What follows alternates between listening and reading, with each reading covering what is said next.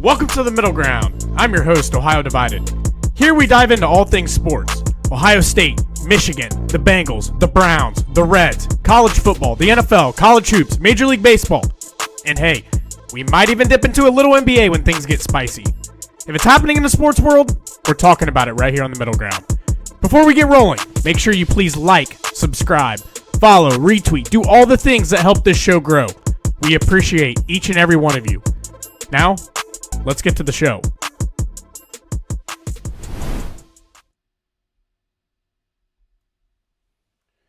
Alright, welcome everybody. I tried to put in a new introduction tonight. I'm really hoping it played. It said it was playing.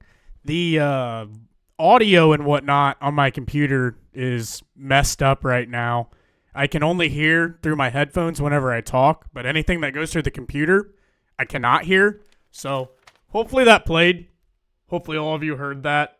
But yeah, just to save a little dumb shit at the beginning with an introduction and everything. But tonight, we are here to talk about the coaching carousel that is going on in college football over the course of the last 24 hours. So today, very cold day in the state of Ohio. First Monday back from Thanksgiving. Always a tough day to go back to work after you spend a really, really long weekend with family and friends for Thanksgiving. Ohio State put belt to ass, made it a little bit better on this Monday. But we're not here to talk about that. We're here to talk about Lane Kiffin to LSU, Pat Fitzgerald to Michigan State, and Brian Hartline to Kentucky. Let's start with Lane Kiffin going to LSU. For one, I had mixed feelings on this. I think initially, I thought if you look around college football today, there's a lot of fucked up places right now. You have Penn State looking for a new coach. LSU's in shambles. Florida's in shambles. Michigan State just fired their coach. Virginia Tech fired their coach. You had Oklahoma State. There's a lot of shit going on amongst college football right now. Things aren't going necessarily too well at Clemson with Dabo. It's just really hard, for one, to get to the top, and then for two, to stay at the top. So my opinion going in was, if you have it figured out somewhere, especially at a Power 4 school like Ole Miss, like, why are you trying to get happier than what you need to be? And that was sort of my approach to the whole Lane Kiffin thing. Just over the course of the last few weeks and everything, I personally did not think he should leave Ole Miss. I thought Florida was enticing just because of the connection with him there and everything. And then LSU, I understand it's one of those jobs that may only come up or come open every so often. And sometimes when opportunities like that arise, you have to jump on them. And that's what Lane Kiffin did. But I've changed my approach. The last 24 hours, I think this is a fantastic move for Lane Kiffin. I think that this is a fantastic move for LSU. And if you go back a few weeks ago, not only did LSU fire Brian Kelly, they had all the shit going on with the AD. They had the governor of Louisiana speaking out about things that were going on with the football coach, with the football program at LSU. It was bad 3 to 4 weeks ago. But they got their shit together. They pony up the money, and they went out and they got the hottest name in college football. And if I'm an LSU Tiger fan, I'm ecstatic right now. You couldn't ask for a better name, given the situation you were in. That was a shit show with Brian Kelly, than to bring in Lane Kiffin. So what really changed my approach, and you're going to kind of see a theme here as we go through the rest of this episode, there is really one thing that ultimately matters at the end of the day in college football right now, and it is 3 letters. NIL. So Lane Kiffin, always been at Ole Miss. Had some success there. He's sat there and he's lost players. Quinshon Judkins. Any Buckeye fans remember that guy? Now, I know that there's probably a little bit of a different approach there. He came to Ohio State with the understanding that he was going to split carries with Travion Henderson, and I really do think Ryan Day and Ohio State sold him on. Take less carries, get in with the 1-2 back. It's going to save you when you get to the NFL, and you're going to be more enticing to NFL scouts because you have a lot less of a workload. He was a workhorse at Ole Miss. came to Ohio State, split carries with Travion Henderson, and I think that was the vision for him. That's what Ohio State sold him on. But let's not kid ourselves here. NIL had a big part of Quinshon Judkins coming. I mean, the kid was out tweeting about it, like legitimately tweeting, like he got paid a bag from Ohio State. Let's not sit here and sugarcoat it or act like it's not a thing. They threw some money at the kid, so he came. So, for one, Lane Kiffin probably feels a little pissed off in that sense that some of his best players are being poached. Lane Kiffin has always been kind of a guy that is worried about Lane Kiffin. He typically goes somewhere. He's only there for 5, 6, 7 years, and he kind of ups and leaves. We've seen him do this at a couple other stops that he's been at, but Lane Kiffin is worried about Lane Kiffin, and there's nobody that likes Lane Kiffin more than Lane Kiffin. And when you consider the opportunity of being able to go and not only coach one of the top programs in the SEC, but one of the top programs in college football who has won a national championship during this expanded playoff era, LSU is a job that you probably jump at if you're a high-level coach like Lane Kiffin. And I posted it on X. I can't remember the guy's name on TikTok, but he basically broke this down. And when you look at LSU putting $25 million a year at his disposal for NIL, he is going big fish hunting.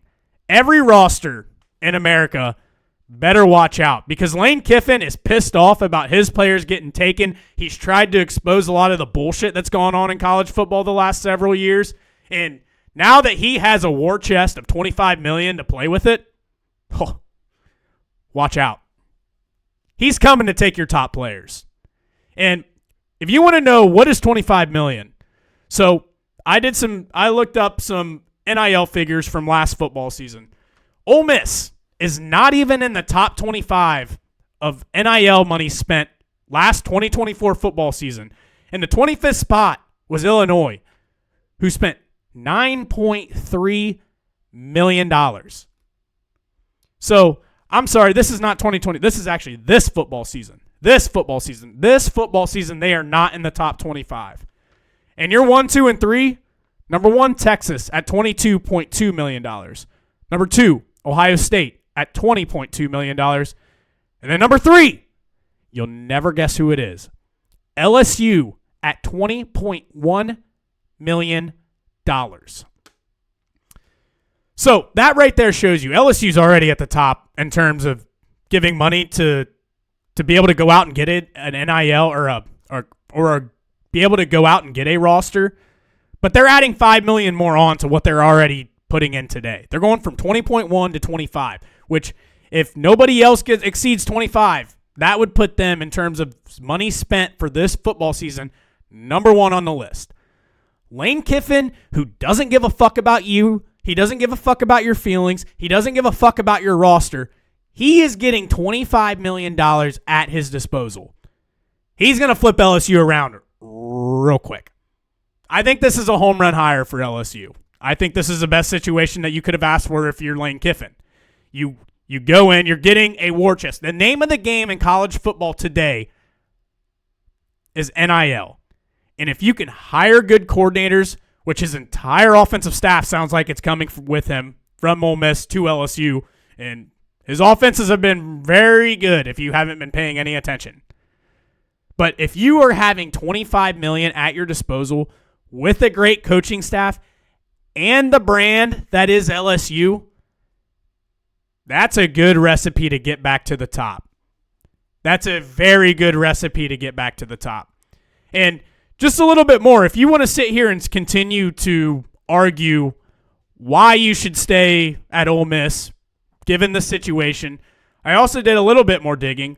If you look at the donor list from 2005 through the 2022 football season, LSU ranks 7th in terms of donations received for their football program at $618 million. So let me say that again. LSU from 2005 through the season 2022, and yes, I know that was 2 football seasons ago, They have donated the most money at 7th for $618 million. Ole Miss, 35th. So that just goes to prove to you even more. LSU is going to consistently be able to get Lane Kiffin whatever resource it is that he wants to give him the biggest and best opportunity he can to win. And I never thought Brian Kelly was a fit to begin with. I always thought, it's well documented, the guy's a fraud. He's a complete jackass. Nobody likes playing for him. Nobody likes coaching with him. But Lane Kiffin definitely seems more like a fit in LSU. He's going to throw money around. He's going to troll the shit out of everybody. He's going to be on Twitter. He's going to be popping off. But when you think about it, I think that's a little bit like LSU's brand. They're not scared to pop off. They're not scared to be loud. I think this is a perfect hire for LSU. I think it's a perfect hire for Lane Kiffin. It was insane seeing all the Ole Miss fans standing outside the airport watching him board the plane. Everybody screaming, "Fuck you, Lane Kiffin," flipping him off and everything.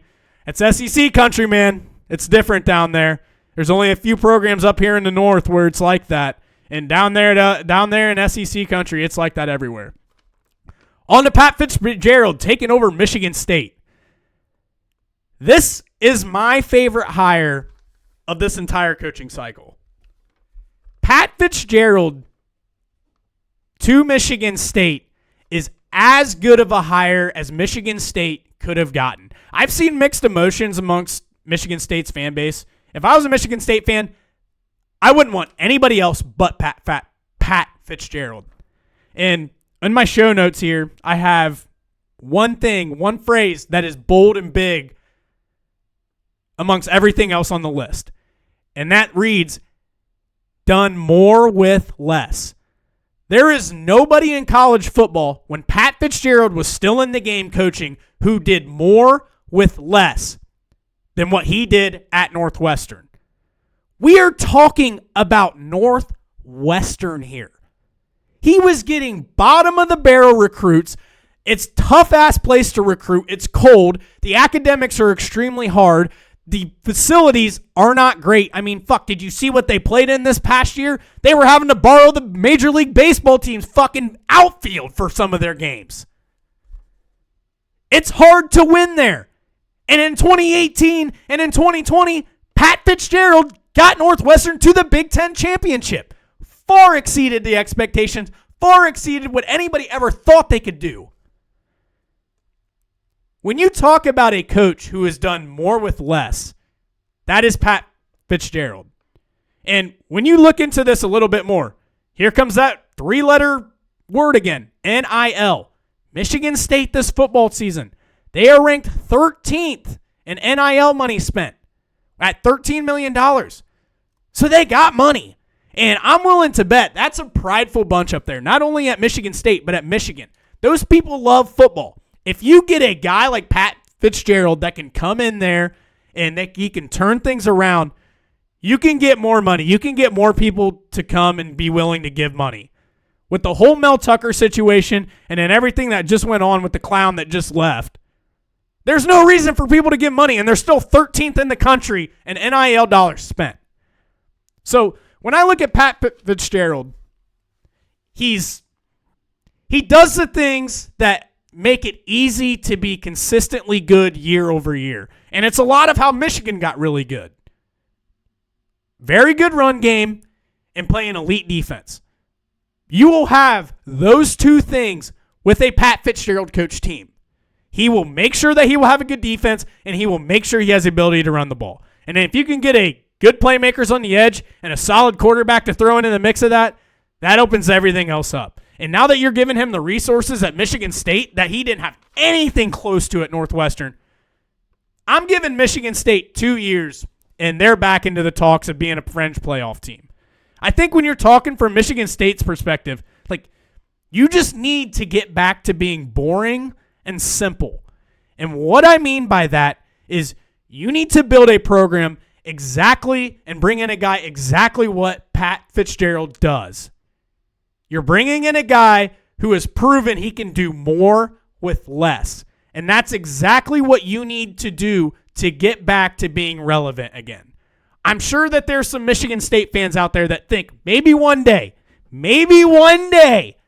we can compete nationally. 10 years ago, they made the college football playoff. They've shown that they can get to the top. But if I'm a Michigan State fan, I'm not worried about getting to the top. I'm not worried about being nationally relevant right now. My goal as a Michigan State fan is in the next 2 to 5 years, I want to be back on the fringe. I want to be back and people know our names and we're respectable again. We need to get back to going 9-3, 10-2, somewhere in that ballpark. And the only way you're going to do that is getting back to being boring and simple. Play good defense, be able to run the ball. Once you start to win, Pat Fitzgerald is the coach to elevate you to that next level. He is the coach that will now have the resources of a school like Michigan State that will be able to get them over the top. When you talk about where you want to be in terms of winning a national championship if you're Michigan State, you're not even thinking about that right now. That's 5 years down the road. That's not part of the 2 to 5 year plan. 2 to 5 year plan is become relevant again, become a fringe playoff team, and Pat Fitzgerald is the guy to get you there. If he gets you to 9-3 consistently over the next 5 years and you're right there at that 10 to 15 ranking to get in the playoff, then you take your next step. And maybe that looks like Pat Fitzgerald. Maybe he's part of that. Maybe it isn't. Maybe you decide to go another route and you're kind of fall into the Penn State trap where now we're right here. Let's go take a swing at somebody big. But I think Pat Fitzgerald is exactly the guy that Michigan State needs right now to get them back to being a respectable program. And the way they're going to do that is to get back to being boring, being simple, doing more with less, building a run game, building a defense, and then you start there. Pat Fitzgerald is the guy to do that. All right, we're rolling right along here. Brian Hartline. Sounds like he might be interviewing for the Kentucky job. Yeah. I don't know if I would do that if I was Brian. And it has nothing to do with me being an Ohio State fan. It has nothing to do with me just wanting him to stay in Columbus. Let's call it for how it is. Brian Hartline isn't going to be around in Columbus much longer. He's stepped into the offensive coordinator role this year. He's thriving in it. Ohio State's 12-0. Offense looks lethal. He's recruited at a high rate. He's brought in wide receivers at a high rate. He's put wide receivers into the NFL at a high rate. Brian Hartline is going to get poached at some time or another. But if I'm Brian Hartline, I am not diving into anything that isn't as good of a situation as what I could possibly be in. I mean, you're making $2 million as an offensive coordinator at Ohio State. I'm willing to bet if they continue to go as this season's plan, hopefully win the Big Ten, hopefully go into the playoff, and luckily, let's get some luck and win another national championship, that too is going to grow. And I understand he's probably going to get he is going to get a lot more money becoming the head coach at Kentucky. And I completely get that. But for him, he's done the whole NFL thing, but I also understand wanting to make as much money as you possibly can right now in your situation. But I just don't think Kentucky is the job to grab your first head coaching experience. And I know a lot of people will come at me with, well, he's got to start somewhere. He's got to start at a mid-tier. It's better than going to a Toledo or Bowling Green or something like that. He can still start at a Power 4 school. That is all true. I agree 1,000%. Most guys don't even get Kentucky as their first job. That alone is impressive in and of itself. But when you look at what Kentucky has to deal with year to year, and the fact that you are going to be number 2 to the basketball team, I don't like that situation for Brian Hartline. I don't. You're going to consistently have to, year in and year out, play Alabama, Texas, Tennessee, Georgia, Texas A&M, LSU. The SEC, top to bottom, week to week, is tougher than the Big Ten. The Big Ten, there's a lot of cupcakes on the schedule where you're not going to walk into, maybe the teams are pretty similar, but the environments alone and just having 80 to 90 to 100,000 screaming fans on any given Saturday as you go into a stadium is what's different in the SEC. You're not going to go play Rutgers. You're not going to go play Northwestern and there's nobody in the seats. That's just not a thing down in the SEC. And so if you want to go and take that job as your first-time job, and I get it, he's got family connections there. That alone probably makes you at least interview for the job. But you are walking into a situation where you are not going to be the primary sport at your school, and you're dealing with the drugged SEC schedule. When was the last time Kentucky was relevant in football? Like, I really do not know. I don't remember a time in my entire life Kentucky football was relevant. So why do you go and take a risk like that as your first-time job where I'm not going to say he's set up to fail, but it's going to be pretty damn tough? And the trend with this entire episode is NIL. And like Kentucky can compete a little bit. Like in this year, they're ranked 18th with $11.2 million spent on their roster. So I get that, like, if you bring in Brian Hartline, you're probably going to have to come to a deal where, hey, I want at least $15 million, whatever that number might be, that you guys are going to dedicate to me to the roster. Because, like we said, the name of the game in today's world of college football is NIL. These kids want money and they want paid. That's how it is at the end of the day. Whoever has the most money and the best coaches are going to win. I just don't like that. I don't like that move for Brian Hartline. I think that you have a better job as being the offensive coordinator at Ohio State. Sit here for another year, wait for something else to open up, and then you go. I also tweeted about this right before I got on here as well. Like, a good fit for Brian Hartline would be like a blue blood that doesn't have a tough schedule and they have a rich history. The Clemson Tigers. Brian Hartline to Clemson, I think, is a job that if I were him, I would probably leave for.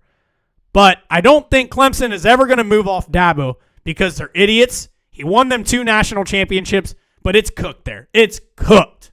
Their program's done. They aren't doing anything ever again under Dabo Swinney. So if they ever decide that they want to fire him and move on, if I'm Brian Hartline, that's the job I'm going after. You have the ACC schedule. You have the NIL backing there. You have a rich history there. It checks off every single box. You know you can win there. Nationally relevant in the past. That is a job that if I'm Brian Kelly, I am jumping all over that type of job. Kentucky, you don't have the resources. You don't have the schedule to build something as your first-time job like you do at Clemson.